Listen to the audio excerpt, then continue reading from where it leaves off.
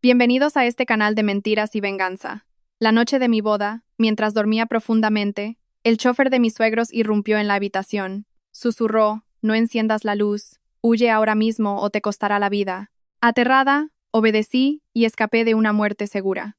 El bullicio de la fastuosa fiesta de bodas había quedado atrás, disolviéndose en la noche de la ciudad. Nuestra suite nupcial ocupaba la tercera planta de una espléndida villa en La Moraleja.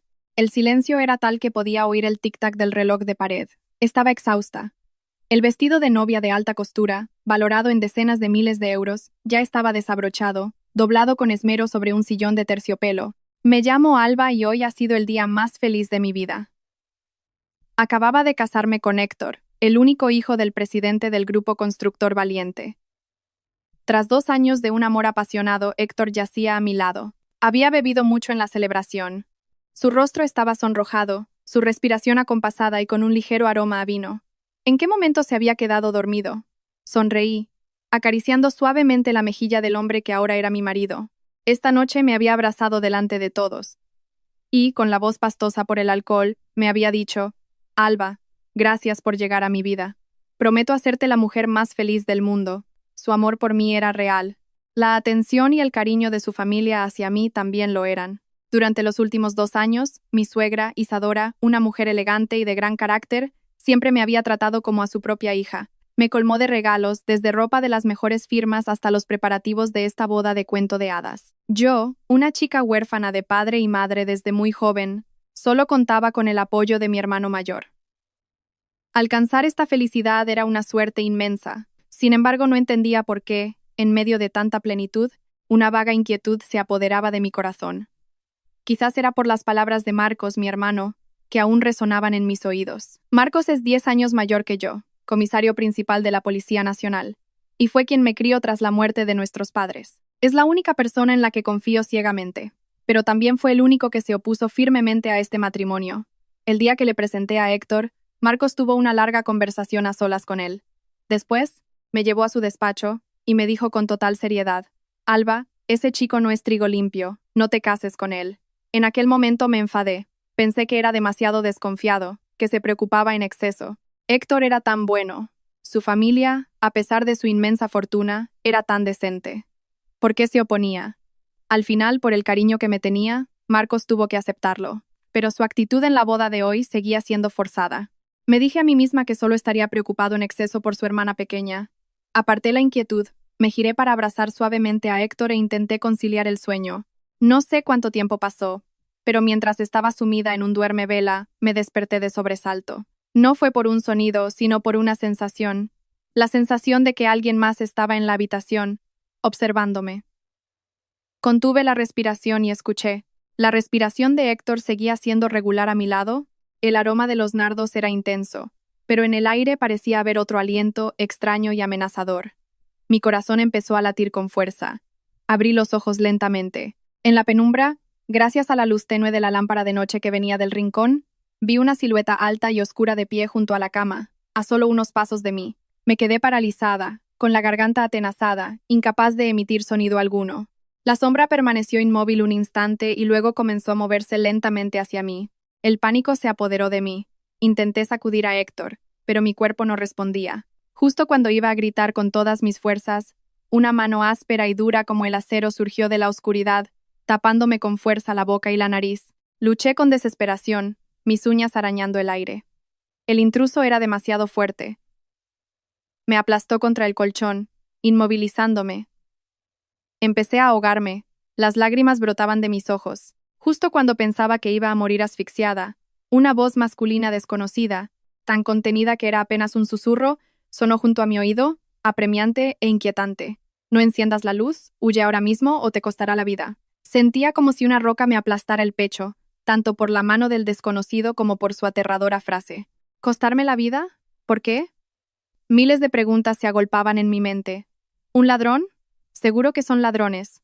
Han entrado en esta lujosa villa y yo soy su rehén. Intenté comunicarme con los ojos, hacerle saber que cooperaría, que no me matara. Pateé frenéticamente hacia Héctor, tratando de despertarlo, pero mi marido dormía como un tronco, sin reaccionar lo más mínimo. El desconocido pareció entender mis pensamientos. Se acercó a mi oído, su aliento agitado rozando mi nuca, caliente y tenso. Señorita Alba, no grite, no voy a hacerle daño. Escúcheme en silencio. Sabía mi nombre. El miedo se multiplicó. Esto no era un robo al azar. Su mano seguía tapándome la boca, pero con menos fuerza, permitiéndome respirar. Soy Raúl, el chofer de los señores. He venido a salvarla. ¿El chofer? ¿Raúl? Recordaba vagamente a Raúl como el nuevo chofer de la familia, un hombre de mediana edad, callado, siempre con una expresión adusta. ¿Por qué estaba aquí, en mitad de la noche, en mi habitación nupcial para salvarme? ¿Qué clase de teatro era este? O quizás mi suegro, don Damián, lo había enviado para ponerme a prueba, o peor aún, ¿era alguna conspiración de su familia? La sospecha superó al miedo inicial. Clavé la mirada en la sombra, intentando negar con la cabeza, mostrando mi desconfianza. Mis manos forcejeaban, tratando de arañarlo. Raúl pareció notar mi resistencia. Su voz se volvió desesperada. Por Dios, no me cree. Tiene que creerme. Su hermano, el comisario Marcos, me ha enviado. El nombre de mi hermano fue como un rayo. Mi hermano. ¿Por qué estaba él involucrado en esto? No podía creerlo. Seguro que era una trampa. Estaban usando el nombre de Marcos para engañarme. Me debatí con más fuerza, sin importarme romperme las uñas o el dolor en la garganta al intentar gritar en vano. ¡Maldita sea!, siseó Raúl. Ya no queda tiempo. Él me dijo que si no me creía le dijera, cometa. Mi cuerpo se congeló.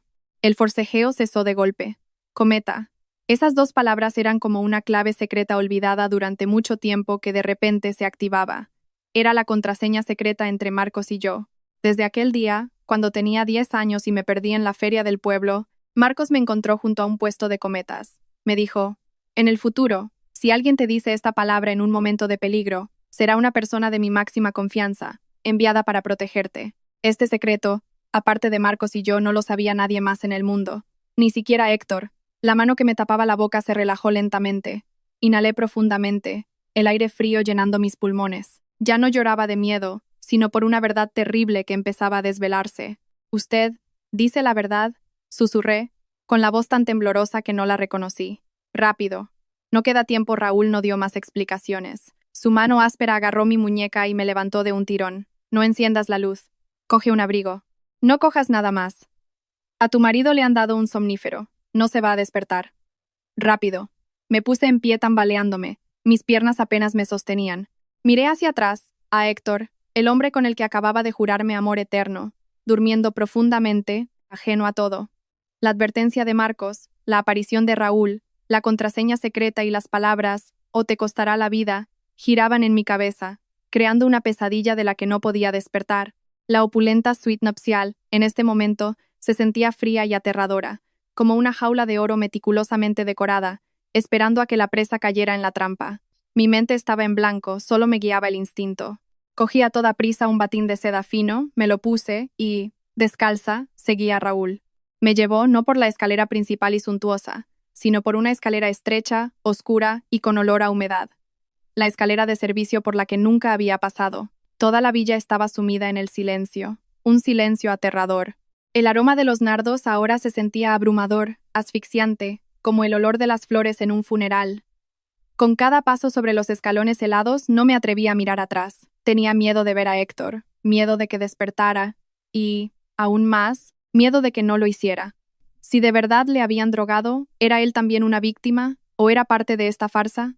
Mi cabeza daba vueltas, pero Raúl no me daba tiempo a pensar. Me arrastró con rapidez, su mano aferrada a mi muñeca como un grillete de acero. Pasamos por la lujosa cocina donde una vez había aprendido alegremente de Isadora a preparar algunos platos.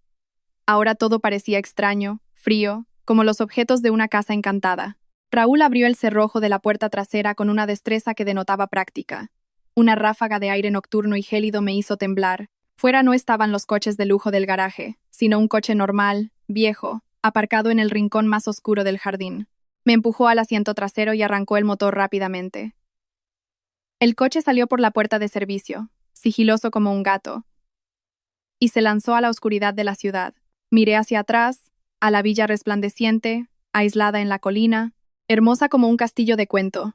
Apenas unas horas antes era mi paraíso, el comienzo de mi felicidad eterna. Ahora, se me antojaba una gigantesca jaula de oro, una trampa perfecta que se había cerrado. Mis lágrimas empezaron a caer, no de miedo, sino de una desorientación absoluta. Mi felicidad, mi amor, ¿había sido todo un sueño? El coche avanzó durante mucho tiempo, cruzando avenidas iluminadas antes de adentrarse en calles más pequeñas y oscuras. Nos detuvimos frente a un antiguo bloque de pisos, construido hacía décadas. La pintura de la fachada, de un amarillo desvaído, se desconchaba. La escalera, oscura, apestaba a una mezcla de comidas. Este lugar era el polo opuesto al lujo de la villa. Raúl me guió hasta el cuarto piso. Sus pasos seguían siendo apresurados. Se detuvo ante un apartamento con una puerta de hierro oxidada. Llamó siguiendo un ritmo extraño. 3 golpes cortos, 2 largos. La puerta se abrió de inmediato desde dentro. Me quedé sin aliento, casi sin poder respirar. La persona tras la puerta, la persona que me miraba con una expresión de dolor y pena indescriptibles, era Marcos, mi hermano. Entra, hermana, la voz de Marcos era grave y ronca. No se parecía en nada al comisario principal serio o al hermano forzado de mi boda esa mañana. Ahora solo era un hermano con la mirada cargada de agotamiento y preocupación. Me hizo entrar. El apartamento era pequeño y muy modesto, con solo un juego de mesa y sillas viejas, una cama plegable y un pequeño hornillo de gas en un rincón. Raúl no entró, solo asintió levemente a Marcos y dijo: «Ya he traído a la señorita. Tengo que volver inmediatamente antes de que se den cuenta». Marcos asintió, dándole una palmada en el hombro. «Ten cuidado». En cuanto la puerta se cerró, sentí que todas mis fuerzas me abandonaban. Mis piernas flaquearon y me desplomé en el suelo frío. Todo había sucedido demasiado rápido, demasiado de repente, como una película de terror. Marcos sollozaba, arrastrándome para agarrarme a su pierna. «¿Qué está pasando? Héctor, ¿cómo está?» Raúl dijo que le habían drogado. «¿Quién ha hecho esto? ¿Quién quiere hacernos daño?» Marcos me levantó, ayudándome a sentarme en la única silla. Me sirvió un vaso de agua tibia. Su mano temblaba ligeramente. Me miró, con una expresión tan compleja, que no pude descifrarla. Guardó silencio durante un largo rato, como si estuviera eligiendo las palabras, algo muy raro en mi decidido hermano. Alba dijo, con voz pesada: «Escúchame bien. Nada es lo que parece. Tienes que mantener la calma». «No puedo mantener la calma. Dime qué pasa. Héctor, ¿está bien?» Seguía aferrándome a la imagen de mi marido. En mi mente, Héctor seguía siendo una víctima, igual que yo. Marcos suspiró, un suspiro largo y apesadumbrado. «Héctor está perfectamente. No le han drogado. Está durmiendo porque bebió demasiado en el día más feliz de su vida». Me quedé de piedra. «No, es imposible». Raúl dijo. Raúl dijo que le habían drogado. «Raúl te mintió». Marcos me miró directamente a los ojos, destrozando mi última ilusión. «Tuvo que decírtelo para que le siguieras. Si te hubiera dicho la verdad, ¿le habrías creído? ¿Habrías creído que tu marido, el que acababa de jurarte amor eterno, es un asesino?» La palabra asesino fue como un martillazo en mi cabeza. ¿Qué estás diciendo, Héctor? ¿Cómo podría él? No me atreví a terminar la frase. «La familia de Héctor, el grupo valiente», dijo Marcos, con la voz fría como el acero, «no son los empresarios decentes que crees. Esa fachada es perfecta, pero por dentro es una organización criminal. Contrabando, blanqueo de capitales y usura. El padre de Héctor, don Damián, es un viejo zorro. Y Héctor no es un niño rico inocente, es el brazo derecho de su padre. Está implicado en varios casos de cobro de deudas que han llevado a la gente a la desesperación». Cada palabra de Marcos la oía con claridad, pero mi mente no podía procesarla. El hombre tierno y cálido que me había enseñado pacientemente a tocar el piano, que había desafiado la lluvia para llevarme medicinas a medianoche, ¿era un mafioso, un usurero? Dejé de llorar, solo sentí una náusea que me subía desde el pecho. Resulta que mis 2 años de amor habían sido una farsa. El hombre que amaba era un demonio disfrazado de ángel. Me quedé inmóvil, el vaso de agua tibia en mi mano se había enfriado hacía tiempo. No lloraba, solo sentía un vacío aterrador. ¿Por qué? ¿Por qué me lo dices ahora? Mi voz era tan seca que no parecía mía. El día que te lo presenté, ¿por qué no me lo dijiste? Si te lo hubiera dicho, ¿me habrías creído? Marcos me miró con lástima. Estabas enamorada de él, ciegamente enamorada. Te dije que no era una buena persona y te enfadaste conmigo una semana entera. No tenía pruebas, no podía hablar. Además, Marcos titubeó. Se levantó y se acercó a la ventana, mirando el callejón oscuro. La familia de Héctor es el caso más importante en el que he estado trabajando durante el último año. Me quedé atónita. ¿Tu caso? Sí, Marcos se giró. El grupo valiente es un pulpo. Sus tentáculos llegan a todas partes. Tienen muy buenas protecciones. Para conseguir pruebas, tuve que infiltrar a alguien. Raúl es uno de mis agentes. Lleva 8 meses trabajando como chofer para ellos, con una identidad completamente falsa. Otra verdad salió a la luz. Raúl no era un chofer normal. Marcos había infiltrado a alguien en su casa desde hacía mucho tiempo. Todo estaba bajo control, continuó Marcos, con la voz cargada de fatiga, hasta que apareciste tú. ¿Sabes, Alba?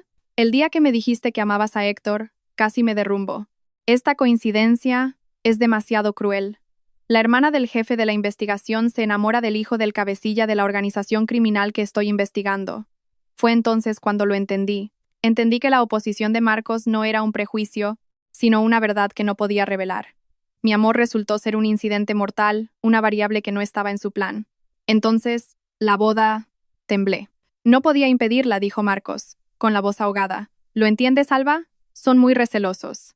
El padre de Héctor es un viejo zorro. Si hubiera usado mi poder para prohibirte casarte, para sabotear la boda, habrían sospechado de inmediato. Habrían olido algo raro. Habrían cortado lazos, borrado todas las pruebas, y Raúl habría quedado expuesto. Todo el caso, el esfuerzo de tantos compañeros se habría ido al traste. Lo entendí. Marcos se había visto en una situación imposible. Por un lado, su única hermana, por otro, la justicia, el caso al que había dedicado toda su energía, y tuvo que dejar que la boda siguiera adelante. Tuvo que hacer una apuesta. Aposté, me miró Marcos, sus ojos inyectados en sangre, a que en la noche de bodas no harían nada. Le ordené a Raúl que no te perdiera de vista ni un segundo. Pero me equivoqué. Subestimé su crueldad. Lo siento, Alba. Casi te envío a la muerte. Bajó la cabeza, sus grandes manos apretadas en puños, temblando. Por primera vez en mi vida veía a mi fuerte hermano tan impotente. Lo miré, y el miedo inicial se transformó en algo más, una verdad gélida que tomaba forma. Te equivocaste, repetí sus palabras. No es que no fueran a hacer nada. Lo tenían planeado desde el principio, ¿verdad? Esta noche, si Raúl no hubiera llegado a tiempo, ¿qué me habría pasado exactamente? Marcos levantó la cabeza. Ya no me ocultaba nada. La verdad tenía que salir a la luz, por muy cruel que fuera. No pensaban matarte de inmediato. Alba, su voz era gélida. ¿Qué ganarían matándote? Además, eres la hermana del comisario principal. Tu muerte en circunstancias sospechosas levantaría demasiadas preguntas. Te necesitaban viva, pero viviendo en la humillación, en la vida peor que la muerte. Contuve la respiración. El plan, del que Raúl me informó de urgencia hace unas horas, era tenderte una trampa de adulterio. ¿Adulterio? Fruncí el ceño. La palabra sonaba extraña y repulsiva. Sí, en tu propia noche de bodas, dijo Marcos, pronunciando cada sílaba. Después de que te durmieras, o quizás drogada, habrían hecho entrar a un desconocido, un hombre previamente preparado, a tu habitación, a tu cama, lo tendrían todo listo. Sentí náuseas, mis manos comenzaron a temblar. Y entonces continuó Marcos. Sin darme tiempo a asimilarlo, Héctor, tu venerable marido, junto con Isadora, tu adorable suegra, habrían irrumpido accidentalmente con un grupo de personas de confianza, quizás parientes. Habrían pillado a la novia infiel en el acto. Habrían grabado, hecho fotos. Dios mío, ¿por qué? Exclamé, sin poder creer lo que oía. ¿Para qué? ¿Para qué? Marcos soltó una risa amarga. Para controlarte, para manchar tu honor. Piénsalo. La hermana del comisario principal de la Policía Nacional, pillada siendo infiel en su noche de bodas. Sería un escándalo de proporciones sísmicas. Yo perdería toda mi credibilidad, todo mi honor, y usarían ese escándalo para presionarme, para obligarme a ser indulgente en este caso, o peor, para que me convirtiera en su protector. Mi mente daba vueltas. Esta conspiración era demasiado retorcida, demasiado cruel. No solo querían destruirme a mí, su objetivo final era Marcos. Yo solo era un peón, una herramienta para lograr sus fines, pero querían aún más, dijo Marcos, con la mirada oscurecida. Isadora, ¿te ha dado a firmar algún papel últimamente? Algo llamado capitulaciones matrimoniales. Me quedé helada. Lo recordé. Hacía una semana, Isadora me había dado una carpeta, diciendo que era un mero trámite familiar para asegurar mi patrimonio en el futuro. Me dijo con dulzura que la nuera del grupo valiente debía tener sus propios bienes, que nadie podía menospreciarla. Yo, sumida en la felicidad, confié en ella y firmé sin leerlo detenidamente. Sí, firmé, dije, con la voz casi apagada. Lo sabía, suspiró Marcos. Raúl consiguió una foto del borrador. En esas capitulaciones hay una cláusula muy pequeña que dice que si tú eres la culpable en el matrimonio, específicamente por infidelidad, Toda la herencia que te dejaron tus padres se transferirá automáticamente a Héctor como compensación por el honor dañado. Un golpe demoledor. Me dejé caer de nuevo en la silla. No solo querían destruir mi honor y la carrera de mi hermano, también querían robarme todo el patrimonio que mis padres me habían dejado. 2 años de dulce noviazgo, una boda de cuento de hadas. Resulta que todo era una trampa calculada hasta el más mínimo detalle para convertirme, de una novia feliz, en una paria despojada de su honor, su familia y su dinero. Me acurruqué en la dura silla. El frío del suelo de cemento subía, traspasando mi fino batín. Seguía tratando de procesar aquel plan perverso de la trampa de adulterio. ¿Pero para qué, Marcos? Levanté la vista hacia mi hermano, con la voz ronca, sin lágrimas ya que llorar. Solo para mancharme, solo para presionarte. ¿Valía la pena montar una farsa tan grande?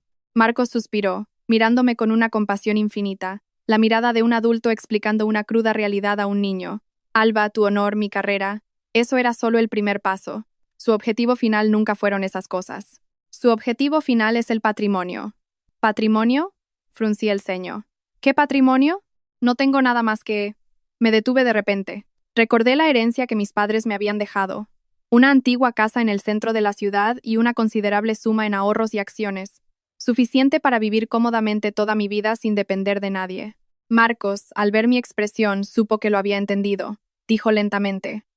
Isadora, ¿te ha dado a firmar algún papel últimamente? ¿Algo llamado capitulaciones matrimoniales? Un recuerdo brilló en mi mente, nítido como el agua. Fue una tarde de la semana pasada, hacía un día precioso. Isadora me llamó a su salón de té privado, con sus caros muebles de caoba. Me tomó de la mano y me puso una pulsera de jade de un verde intenso, brillante y translúcido. Aún recuerdo sus palabras, su voz cálida y llena de afecto. Alba, querida, yo también me quedé huérfana de joven y no tuve hijas. Desde que llegaste, te considero mi propia hija. Pronto serás oficialmente parte de esta familia, y quiero que vayas con la cabeza bien alta, que nadie te menosprecie. En ese momento, me emocioné hasta las lágrimas. Me entregó una carpeta, diciendo que era solo un trámite familiar. Me explicó. Son unas capitulaciones matrimoniales. No pienses nada raro, cariño. Es que tu suegro es muy previsor, quiere asegurar tu patrimonio. Así, lo que es tuyo seguirá siendo tuyo, para que tengas confianza y nadie pueda abusar de ti. Y yo la creí. Confié ciegamente en aquella suegra tan comprensiva que me había tratado tan bien. Firmé aquella gruesa carpeta sin leer ni una sola palabra. Ahora, al recordarlo, me daba cuenta de lo increíblemente estúpida que había sido. Temblando, le conté la historia a Marcos. Su rostro se ensombreció, quedándose sin color. Lo sabía, lo sospechaba.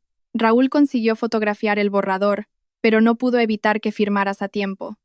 ¿Sabes lo que has firmado, Alba? Negué con la cabeza. Las lágrimas volvían a brotar. En esas capitulaciones, dijo Marcos, con la voz firme de un juez dictando sentencia, hay una cláusula muy pequeña, en la última página, que ella dobló a propósito. Esa cláusula establece claramente que si tú eres la parte culpable en el matrimonio, específicamente por un acto de infidelidad, todo el patrimonio heredado de tus padres se transferirá automáticamente a tu marido, es decir, a Héctor Valiente, como compensación por el daño al honor y el sufrimiento moral. Me quedé helada. Los dos planes diabólicos encajaban ahora a la perfección, formando una trampa impecable. La farsa de la trampa de adulterio en la noche de bodas no solo era para destruir mi honor y el de Marcos, era la llave, el detonante para que esa cláusula entrara en vigor. Me dejarían en la ruina moral y luego, legalmente, me robarían todo mi patrimonio. Lo llamaban compensación por el honor. Héctor, el marido que amaba. Isadora, la suegra que respetaba. No eran humanos, eran demonios. Permanecí así, inmóvil en la dura silla, hasta que el amanecer despuntó. El piso franco de Marcos estaba en un viejo bloque de viviendas. Podía oír a la gente yendo al mercado, la megafonía del barrio, el llanto de un niño, los sonidos de la vida cotidiana que ahora me parecían un lujo inalcanzable. No había dormido ni un segundo. Mi mente era un caos de asco, dolor y rabia. Marcos también pasó la noche en vela conmigo. No dijo mucho, solo me preparó en silencio un vaso de leche caliente y se sentó en su escritorio, atendiendo asuntos de trabajo por teléfono. De vez en cuando, me lanzaba una mirada llena de preocupación. Cuando el sol ya estaba alto, Marcos dijo de repente, «Ven a ver esto». «Ha llegado la hora». Me acerqué, perpleja. Marcos abrió su portátil. En la pantalla se veía la imagen del Salón de la Villa, nítida hasta el último detalle. ¿Cómo la tienes? Temblé. Raúl la instaló, respondió Marcos secamente. Justo debajo de la lámpara de araña. Jamás pensarían que un simple chofer podría hacer algo así. Mira, empieza la función. Clavé la vista en la pantalla. El suntuoso salón aún tenía algunos restos de serpentinas de la boda de ayer. Un silencio sepulcral. De repente, la puerta de nuestra suite nupcial en el segundo piso se abrió de golpe. Héctor, mi marido de hacía unas horas, salió corriendo. Aún llevaba su pijama de seda caro, el pelo revuelto, el rostro lleno de una falsa desesperación. Bajó las escaleras gritando. Su voz, a través del micrófono oculto, sonaba un poco metálica. Alba, Alba, ¿dónde estás? Corrió por todo el salón, levantando los cojines del sofá, gritando mi nombre. En ese momento, Isadora también salió de su habitación, con un batín de terciopelo. Se llevó una mano a la boca, con voz somnolienta. ¿Qué pasa, hijo? ¿Tanto alboroto tan temprano? ¿Y tu mujer? ¿No baja a preparar el desayuno? Héctor corrió hacia ella, agarrándole la mano, con la voz a punto de quebrarse. Mamá, Alba ha desaparecido. Me he despertado y no estaba. Ha desaparecido, mamá. Y entonces se produjo el clímax de la actuación. Isadora, la mujer distinguida que yo había admirado, puso los ojos en blanco y se llevó una mano al pecho. Dios mío, gritó con un lamento. Mi nuera. ¿Qué locura ha hecho? ¿O es que la han secuestrado? Dicho esto, se desplomó en el suelo, desmayada. Mamá, mamá, gritó Héctor, corriendo a socorrerla. La asistenta salió de la cocina, y la escena se volvió un caos absoluto. Héctor, mientras sacudía a su madre, se giró y le dio un puñetazo a un antiguo jarrón de cerámica que había al lado. El jarrón se hizo añicos. Alba, ¿dónde estás? No me asustes. Vuelve. Observé todo aquello a través de la pantalla del ordenador. Si no supiera la verdad, probablemente lo habría creído. Habría creído que era un marido sufriendo por la pérdida de su esposa, una suegra desesperada por su nuera. Actuaban demasiado bien, a la perfección. La farsa en la villa continuó durante casi una hora. Isadora, tras recuperar el conocimiento, se sentó en el sofá llorando desconsoladamente, llamando por teléfono a una persona tras otra. Mientras tanto, Héctor no paraba de caminar de un lado a otro del salón, agarrándose la cabeza y golpeando la pared de vez en cuando, una representación perfecta del dolor y la desesperación. Están actuando para la asistenta, dijo Marcos con voz gélida. Están creando una coartada, construyendo la historia de que la recién casada, con problemas psicológicos, se ha fugado en su noche de bodas. Todo tiene que ser perfecto antes de dar el siguiente paso. Justo en ese momento, el teléfono personal de Marcos, el que usaba para asuntos familiares, empezó a sonar. Marcos miró la pantalla y me la mostró. Las dos palabras llamada de Héctor parpadeaban. Sentí un vuelco en el corazón, como si alguien me lo estrujara. Instintivamente, di un paso atrás. ¿Quieres escuchar? Preguntó Marcos, mirándome fijamente. Tienes que escuchar, Alba. Tienes que oír qué clase de persona es con la que te casaste. Tienes que escuchar para no hacerte ninguna ilusión más. Sin esperar mi respuesta, Marcos me hizo una seña para que guardara silencio absoluto. Luego pulsó el botón de responder y activó el altavoz. Carraspeó forzando una voz somnolienta. Diga, Héctor, ¿qué pasa para que llames tan temprano? Su voz seguía sonando tan cercana y cálida como la de un verdadero cuñado. Inmediatamente, una voz llena de pánico y sollozos se oyó desde el otro lado. Marcos, Marcos, ayúdame. Alba. Alba. Ella. La voz de Héctor se entrecortaba por el llanto. ¿Qué le pasa a Alba? Elevó la voz Marcos con un tono grave. Cálmate y cuéntamelo. ¿Discutisteis anoche? No, se apresuró a negar Héctor.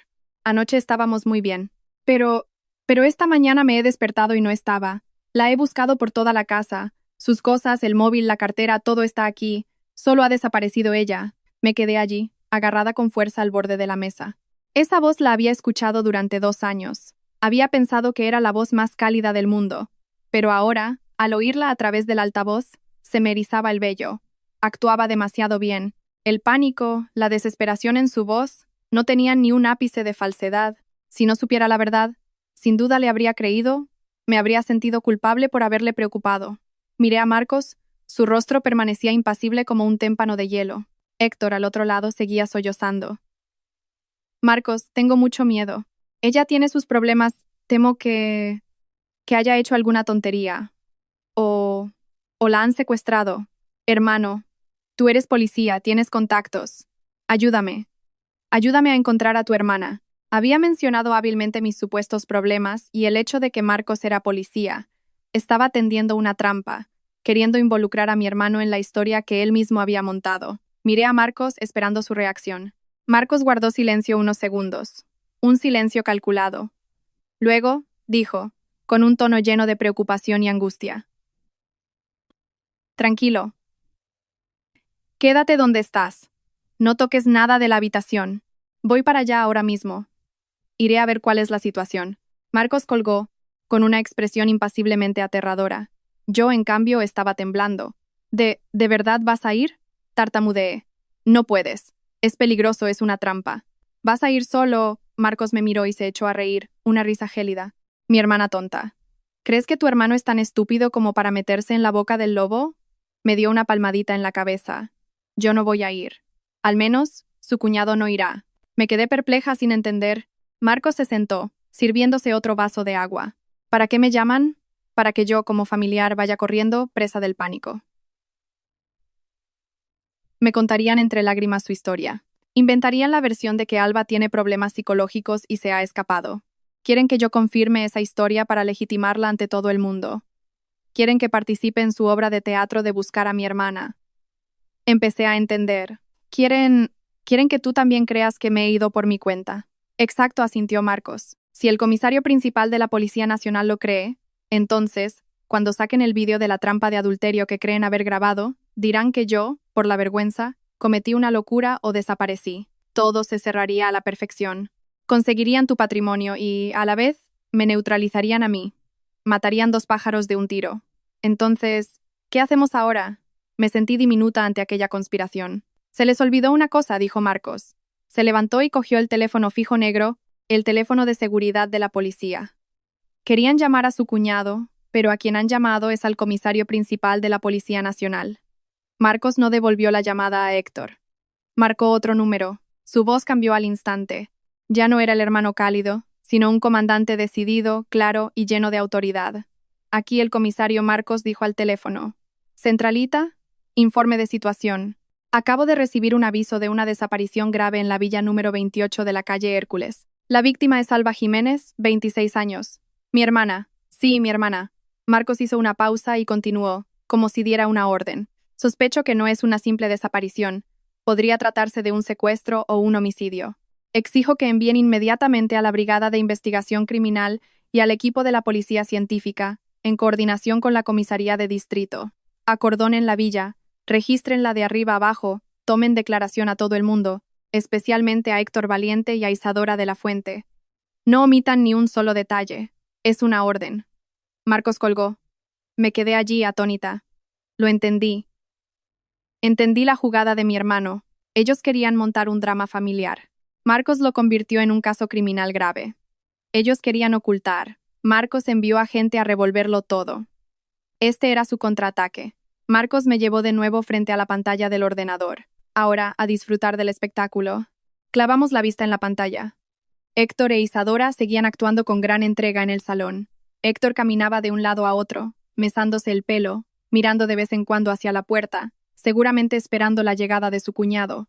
De repente, por la puerta principal de la villa, que la cámara podía enfocar, no apareció el coche particular de Marcos, sino dos coches de policía con las sirenas a todo volumen, que entraron directamente en el patio. A través de la pantalla, vi claramente a Héctor, que estaba junto a la ventana, quedarse paralizado. Isadora, que yacía débilmente en el sofá, se levantó de un salto, como un resorte. Su rostro pasó de la aflicción al pánico.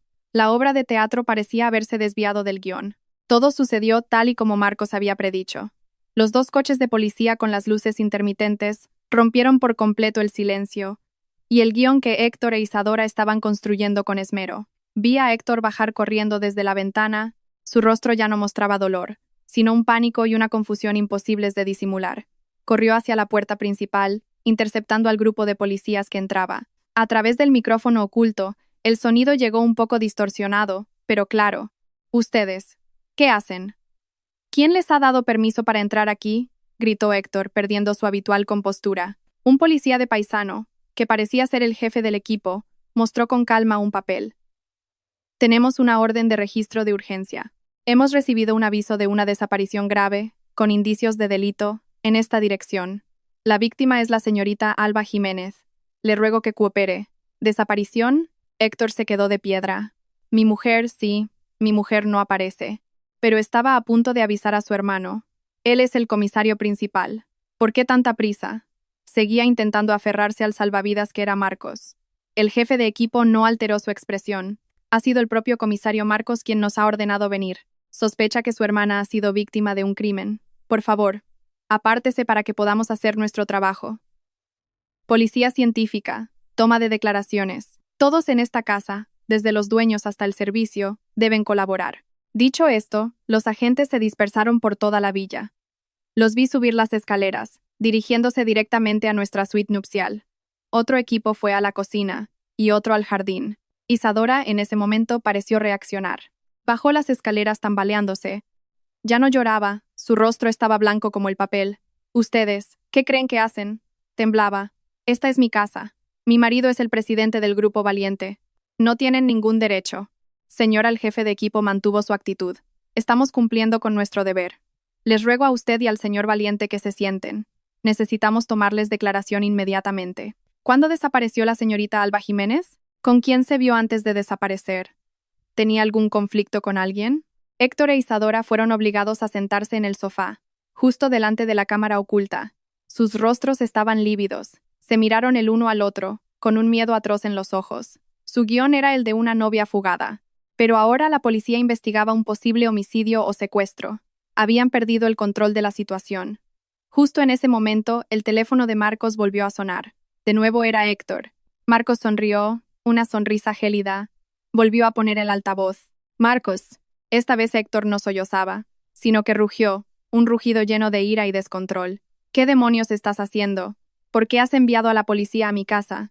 ¿Quieres montar un escándalo? ¿No te preocupa que tu hermana quede en evidencia?» Marcos respondió con calma, con un tono grave y preocupado. «Héctor, tranquilo, yo también estoy en pánico. Acabo de llamarte y no contestabas. Mi hermana ha desaparecido. Soy su hermano. No puedo quedarme de brazos cruzados. Tengo que usar todos los medios a mi alcance para encontrarla. No te preocupes, he enviado a mi mejor equipo. Tienes que colaborar con ellos. Encontrarán a Alba enseguida. No te preocupes». Dicho esto, Marcos colgó, sin darle a Héctor la oportunidad de decir nada más. Miré a mi hermano, sintiéndolo un poco ajeno. Lo había calculado todo. Había puesto a Héctor y a su madre en una situación sin salida. Ellos querían jugar a un drama familiar, él usó la ley. Ellos querían ocultar, él envió a gente a revolverlo todo. La llegada de la policía había convertido la villa en un avispero. Me senté a mirar la pantalla, viendo a la policía entrar y salir, tomar notas, hacer fotos. Estaban examinando la escena del crimen, mi suite nupcial. Héctor e Isadora estaban retenidos en el salón para ser interrogados. El rostro de Héctor pasaba del verde al blanco. Se pasaba constantemente la mano por la cara, un gesto familiar que hacía cuando estaba nervioso. Antes me parecía adorable, ahora solo sentía repulsión. «Ahora están confusos», dijo Marcos, sin apartar la vista de la pantalla. «No entienden cómo has podido desaparecer antes de que su plan comenzara. Se están preguntando a dónde has ido y quién te ha ayudado». De repente, recordé algo, un detalle aterrador de su plan. «Marcos», pregunté temblando. El hombre que habían preparado para entrar en mi habitación, ¿dónde está ahora?» Me aterrorizaba pensar qué habría pasado si Raúl hubiera llegado un poco más tarde, si yo no me hubiera despertado. Marcos se giró para mirarme, no respondió de inmediato. Me sirvió otro vaso de agua. «Bebe. No tienes que preocuparte por eso. Él, al igual que tú, ha desaparecido». Levanté la cabeza de golpe. «¿Cómo?» Marcos sonrió levemente, una sonrisa que nunca le había visto. «¿Crees que tu hermano es de los que reaccionan pasivamente?» Supe de su plan de la trampa de adulterio ayer, gracias al informe de Raúl. No podía dejarte sola allí, pero tampoco podía intervenir directamente porque habría expuesto la investigación. Tenía que dejar que la obra comenzara. Entonces enviaste a uno de los tuyos para que suplantara al hombre que ellos contrataron. El que contrataron era un toxicómano. Fácil de controlar, dijo Marcos, con la misma calma con la que se habla del tiempo. Hice que mis hombres se encargaran de él en otro lugar. Y uno de mis agentes, Félix, un valiente policía, se hizo pasar por él y asumió la misión de entrar en tu habitación. Me quedé boquiabierta. El plan era demasiado audaz. La misión de Félix, continuó Marcos, era protegerte si Raúl fracasaba en sacarte. Félix te habría inmovilizado, pero para protegerte. Y en cuanto Raúl te sacó sana y salva, Félix se retiró inmediatamente por la salida de emergencia. Desapareció al mismo tiempo que tú. Ahora lo entendía todo. Marcos lo había previsto todo, incluso el peor de los escenarios. Así que ahora dije, mi mente empezando a funcionar de nuevo, Héctor y su madre no solo han perdido a la novia, sino también al supuesto amante. Exacto, asintió Marcos, con un brillo astuto en los ojos. Ahora es cuando están realmente en pánico. No pueden explicarle a la policía que su esposa ha desaparecido y que el amante que contrataron para tenderle una trampa también ha desaparecido. ¿Entiendes? Se han atrapado a sí mismos en su propia red. Me eché a reír. Una risa distorsionada, mezclada con lágrimas. La crueldad de ellos y el cálculo milimétrico de mi hermano, Héctor e Isadora, estaban ahora atrapados en su propia casa. No podían decir la verdad, pero tampoco podían inventar una mentira creíble. La policía estaba revolviéndolo todo en busca de una víctima de secuestro. Estaban haciendo exactamente lo que Marcos quería. Estaban investigando a los propios autores del crimen. Ese día, la Villa de los Valientes estuvo bajo la vigilancia policial. Marcos y yo, desde el piso franco, seguimos cada movimiento. Héctor e Isadora fueron interrogados varias veces. Sus rostros pasaron del pánico al agotamiento, y luego a una ira contenida. Tenían que interpretar el papel de víctimas que habían perdido a un ser querido, mostrarse cooperativos con la policía, mientras en realidad eran bestias acorraladas. Al anochecer, la policía se retiró parcialmente, dejando solo a unos pocos agentes vigilando la entrada. La situación parecía haberse calmado. Yo, agotada, me quedé dormida en la cama plegable. Cuando desperté, ya era de noche. Marcos seguía allí, frente al ordenador, pero la pantalla ya no mostraba las cámaras, sino varias redes sociales. ¿Ya te has despertado? Come un poco de sopa. Marcos señaló una olla de sopa que acababa de hacer. No soy buen cocinero, come lo que hay. Tomé el cuenco de sopa caliente, sintiendo un calor reconfortante. Hacía mucho tiempo, desde la muerte de mis padres, que no sentía que mi hermano me cuidara así. Pero sabía que la situación no era tan simple como aquella sopa. ¿Qué pasa, Marcos? ¿Qué estás mirando? Pregunté. Marcos, sin girarse, dijo con voz grave. Han empezado a jugar sucio, Alba. Como no pueden usar a la policía, están usando a los medios. Marcos giró la pantalla del ordenador hacia mí. Era una página de Facebook, una de esas páginas de cotilleos con cientos de miles de seguidores. Una publicación fijada hacía una hora tenía un titular sensacionalista. El heredero del Grupo Quinto. Se casa y su propio hermano, un alto cargo policial, la secuestra para impedir el matrimonio con un rico. El artículo contaba una historia lacrimógena, que yo, Alba Jiménez y Héctor Valiente nos amábamos profundamente, pero que mi hermano, el comisario principal Marcos, se oponía firmemente. La razón: Marcos quería casarme con otra familia, una con influencias, para ascender en su carrera. A pesar de la oposición, Héctor y yo seguimos adelante. La boda fue el final feliz, pero en la noche de bodas, el hermano autoritario envió a sus hombres a secuestrar a su propia hermana para separar a los amantes. El artículo incluía fotos robadas de la boda, una de Héctor y yo sonriendo felices, y otra de Marcos, con el rostro serio, en un rincón. Debajo, miles de comentarios aparecían. Dios mío, ¿en qué siglo vivimos para que haya un hermano así? Pobres novios, qué pareja tan bonita. Seguro que el hermano teme que si se casa con un rico ya no lo mantendrá. ¿Un comisario principal abusando de su poder? Hay que investigarlo. Leí aquello y me temblaban las manos y los pies. ¿Cómo pueden inventar algo tan descarado? Es una campaña de desprestigio, Alba, dijo Marcos, con el rostro aún impasible. No necesitan la verdad, solo necesitan una historia impactante que manipule a la opinión pública. Quieren convertirme de un servidor público en un tirano que abusa de su poder. Quieren usar a la opinión pública para presionarme. Lo entendí. Estaban intentando darle la vuelta a la situación. Querían convertir a Marcos, el investigador, en el investigado. Si la opinión pública se creía esta historia, la reputación de Marcos se vería gravemente afectada. Sus superiores tendrían que intervenir. Y entonces, su investigación podría ser suspendida. Era una jugada maestra y muy cruel. A la mañana siguiente, cuando aún no me había recuperado de los comentarios venenosos de los internautas, Marcos me mostró algo aún más terrible. Han empezado con el acto principal, dijo. Marcos abrió un enlace a una transmisión en directo.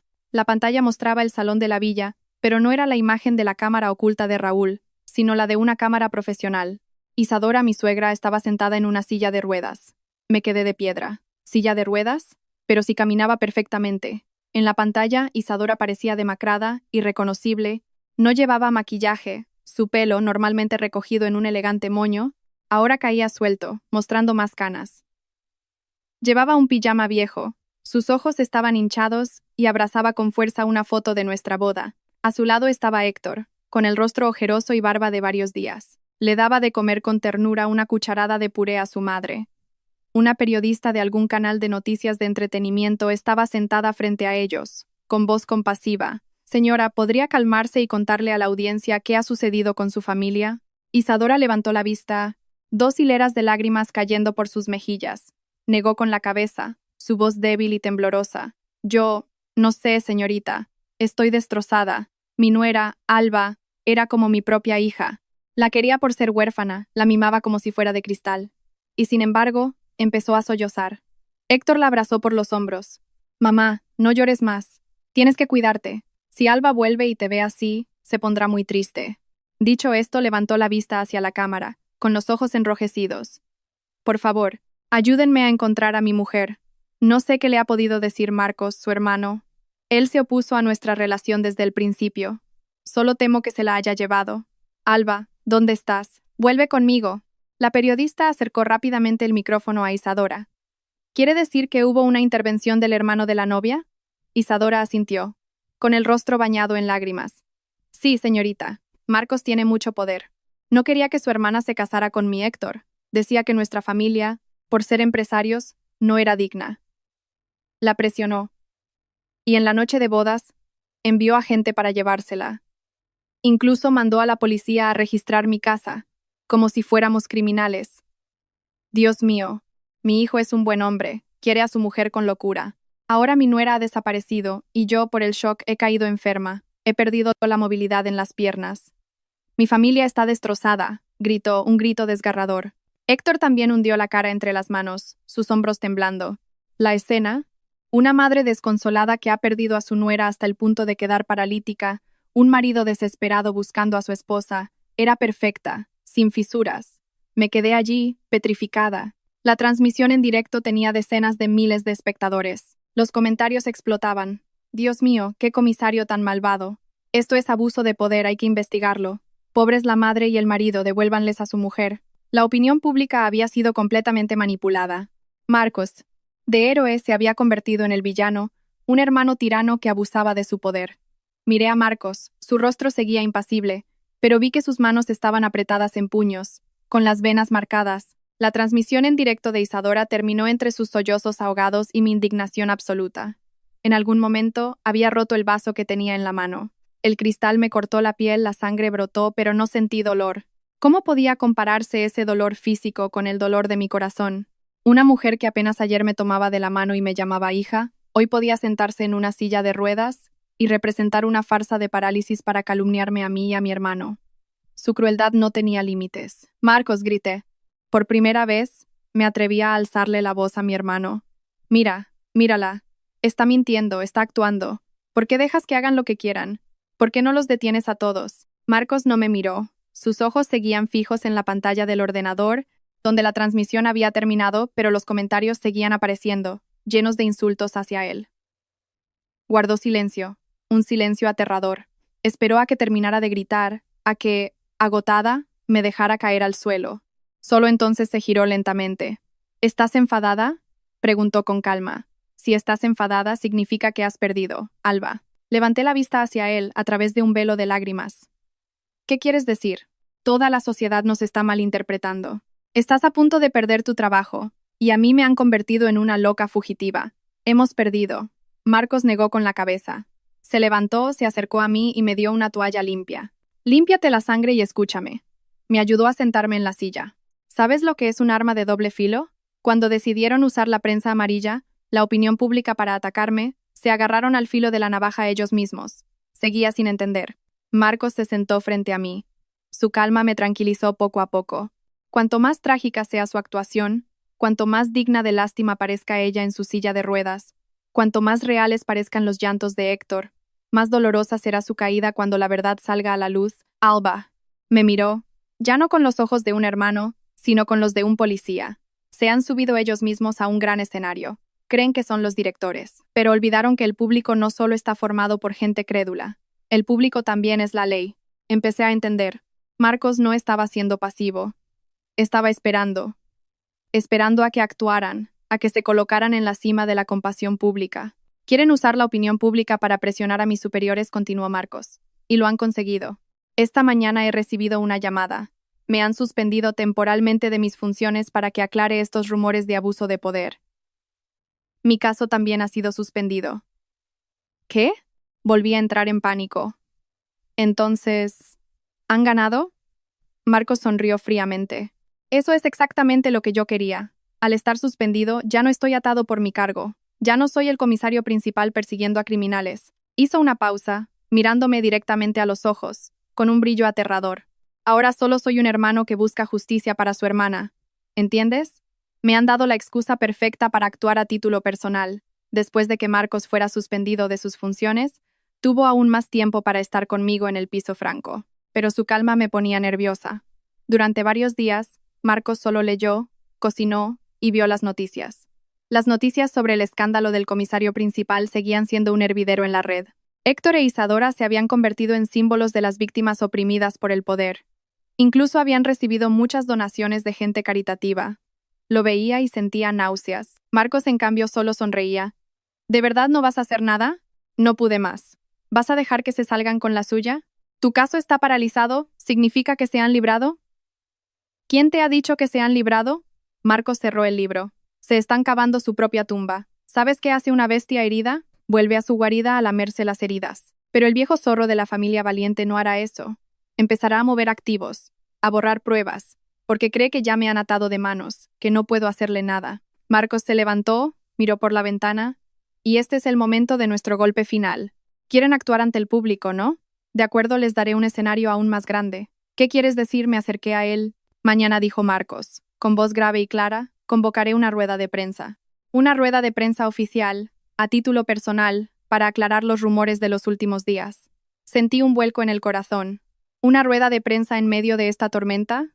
¿Estás loco? ¿Qué vas a decir? ¿Pedirles perdón o defenderte? ¿Quién te va a creer ahora?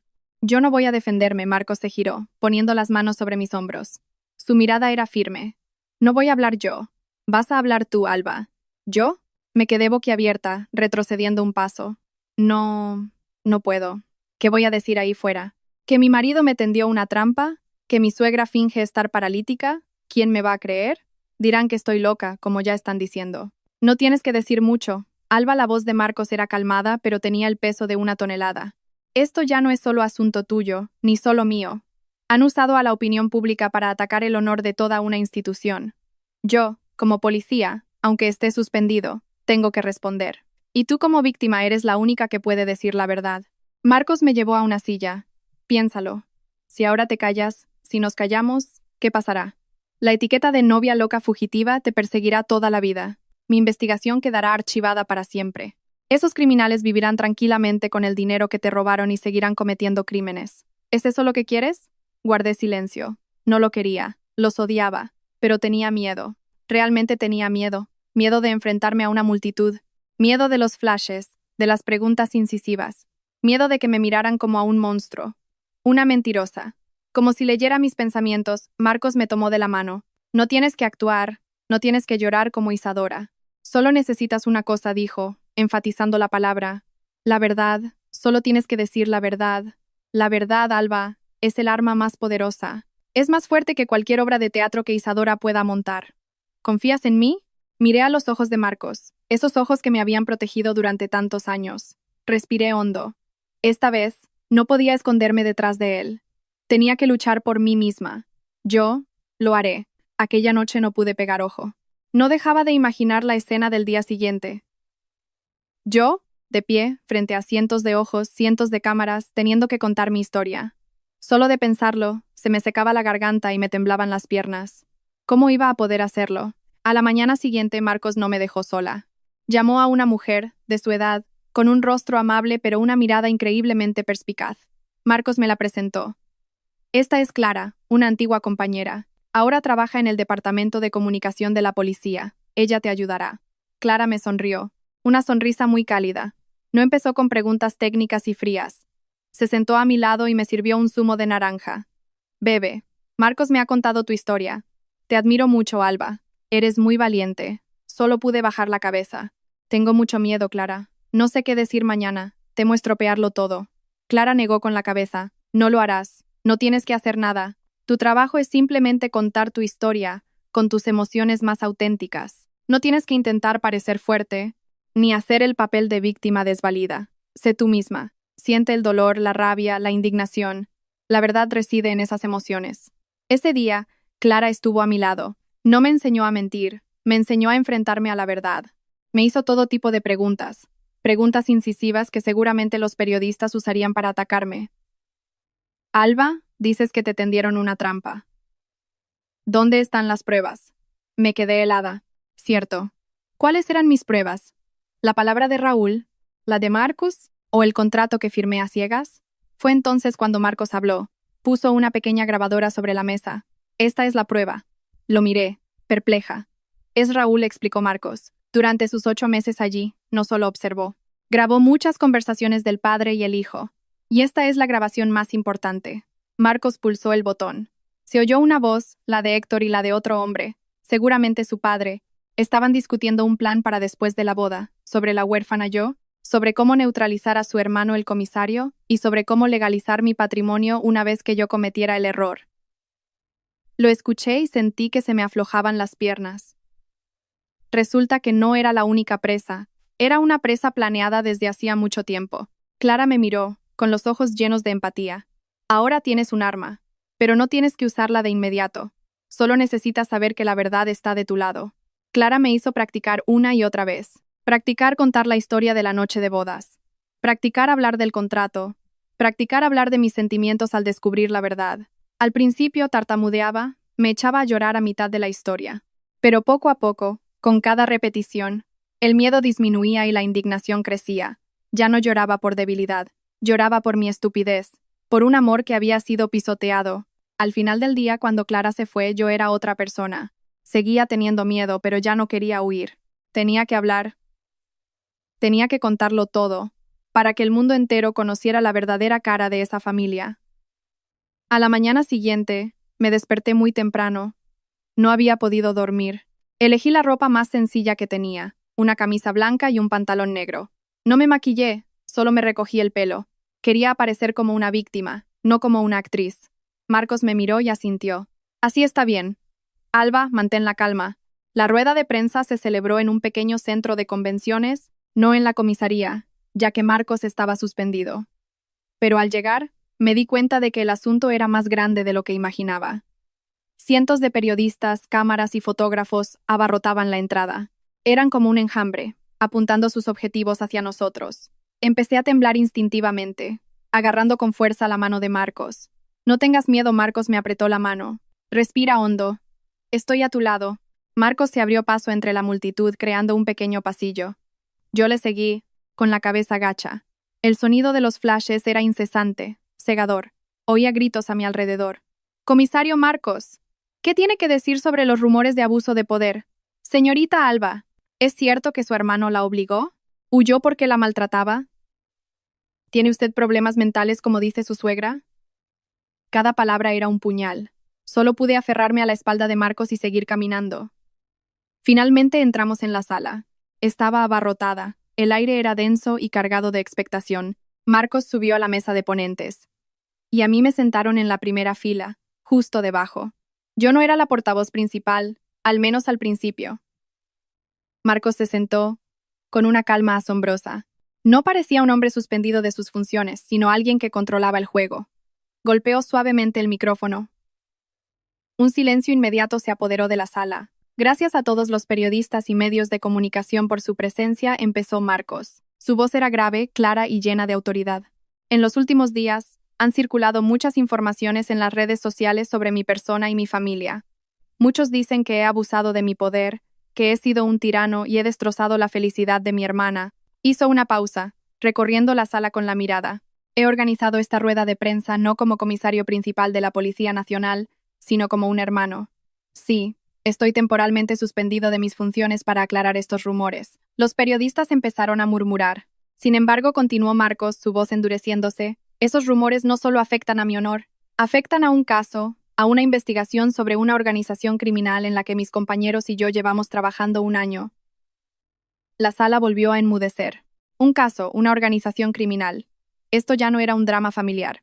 Un periodista levantó la mano. Señor Marcos, ¿puede ser más específico? ¿Qué tiene que ver ese caso con la desaparición de su hermana? Marcos miró directamente a la cámara. Lo de mi hermana no es un rumor, ni una fuga por inestabilidad psicológica.